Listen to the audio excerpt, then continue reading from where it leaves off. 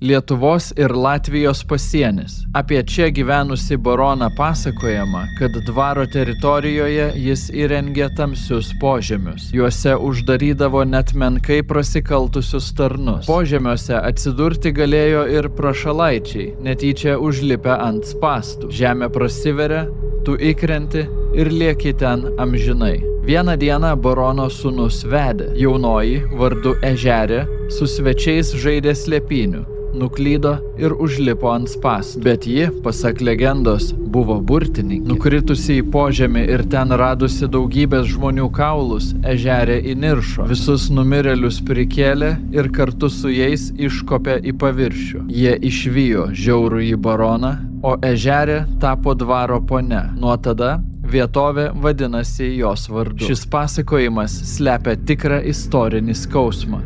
Šimtmečius baudžiavoje išnaudotų žmonių bejėgystę. Iš kartos į kartą nesulaukdami teisingumo, jie galėjo tik svajoti. Ežerės legenda ir yra tokia svajonė apie nuskriaustųjų kerštą ir atkurtą teisingumą.